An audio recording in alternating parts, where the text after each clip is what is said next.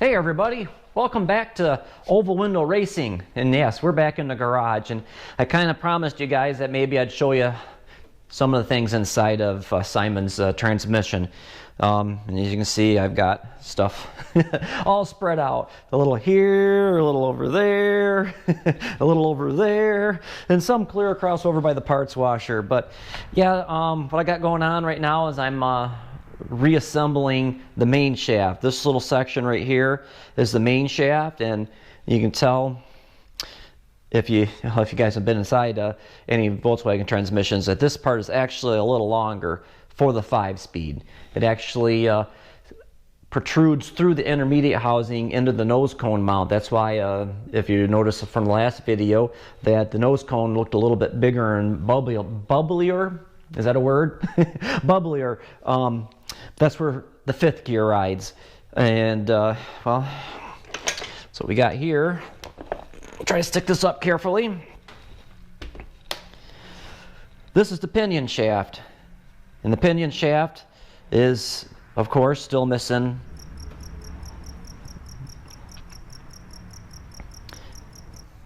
think about this. This is the pinion shaft, and of course the pinion shaft is missing 5th gear. Like I said, it's on the other side of the intermediate housing. You have to pull that off before you can pull all this stuff out. But this is actually lengthened too to make that fit. And all this mumble jumble here is this big gear on the bottom. This is 1st gear. This is your 1st and 2nd gear slider with the other gear on here. This is actually part of the reverse gear. That's how the reverse gear works. And then we got 3rd, excuse me, that's 2nd. Slide that in, 2nd locks in. And then we have 3rd and 4th gear, which your slide hub is on the main shaft, and that's what I'm reassembling right now. I'll set that back over there. But what we're going to discuss today is kind of some of the bearings. I chose to hand pack my bearings for 1st and 2nd, and I'm going to do 4th. And I do have some left over because when I originally put this together, it had like a hybrid 3rd gear, and it used a different bearing thing, which I don't have that handy right now. But I had to put an old bearing in place of 3rd gear here, because when I hand packed with the needle bearings, it was really tight. I didn't want that. But I did put this together, and I'm going to show you how I hand pack these bearings. But first, I'm going to discuss the different types of bearings. So hold on. All right, so there are a couple different choices of bearings, and what I like to run if I'm not hand packing them are these steel case bearings. And I call them steel case because they're actually in like a steel housing, and then the bearings are pressed in there. These work really good. These are like in your early swing axles. The later IRS transmissions and stuff all had a plastic housing, and possibly I don't have any because I don't use them, so I got rid of them. I wonder if I have one on the... Oh, I might have some. Hold on.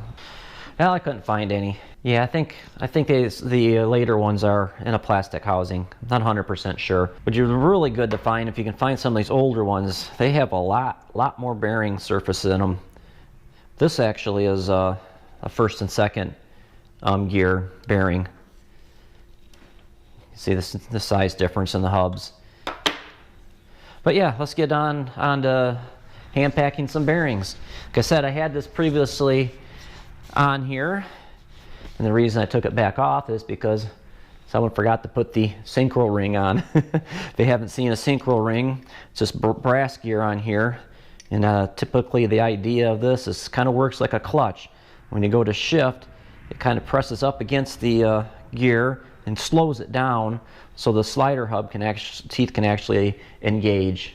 But what I like to do is just make sure I got some clean hands. Let's take some fresh clean bearing grease, because it's nice and sticky, and we're going to put it on the bearing race here.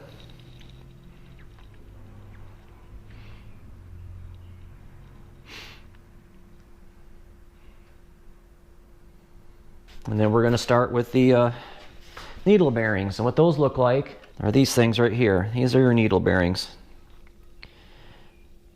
Kind of like the bearings in these hubs, but they're a little longer. I don't know if you can see that. And the idea for this is to have a lot of surface. Let's see how I can say this without sounding stupid. Just gives you more surface contact between both races. The race on the gear and the race here on the shaft. And it helps prevent the gear from rocking around. We're trying to make everything a little tighter and a little stiffer than factory.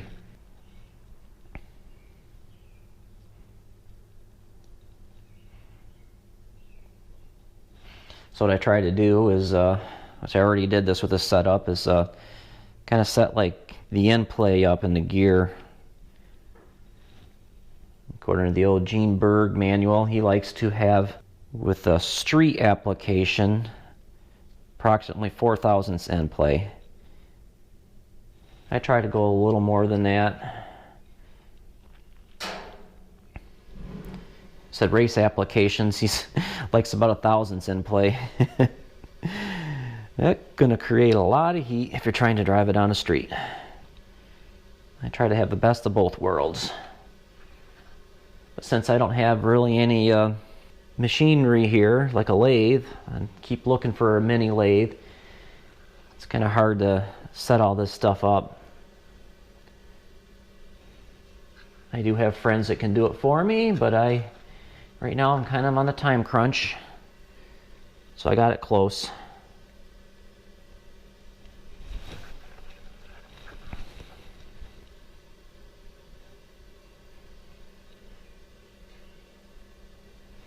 All right, so we'll do a little walk around here.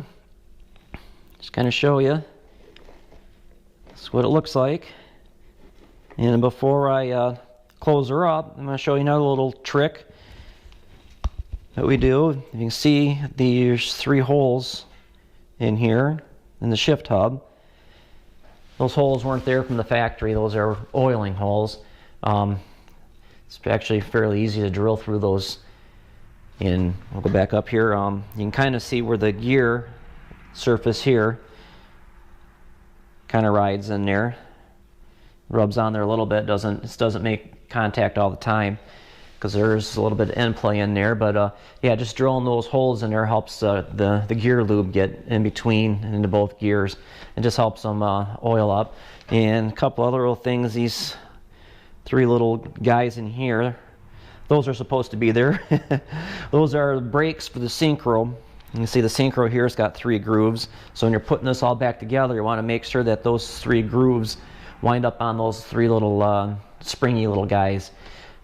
Actually, that was kind of the things that make a little clicking noise when you rock it back and forth. But yeah, let's see how this fits now. And I did, like I said, there's grease on here already because I had this together once before. Just gotta be careful because those things they go all over the place. Like I said, to make sure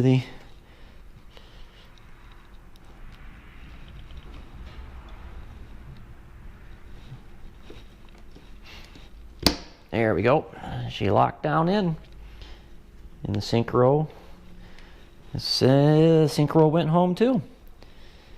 So next what I'm going to do is put this plate back on here, and I'm going to go back and put it in the press and double check the end play and make sure that everything moves freely. And then I have to go back over to this shaft and actually change out 3rd and 4th gear on there as well. And hopefully that all presses off easily. Sometimes if I don't remember if I Loctited this one together or not, but sometimes they are Loctited. Looks like I did have some Loctite maybe on 4th gear or 5th gear. But yeah, sometimes they're Loctited, and you know how that is. That Loctite, that stuff holds, especially when you use the good red stuff. But yeah, hope you understand all that. So, as always, take care, keep shifting those gears. We'll talk at you later. Bye.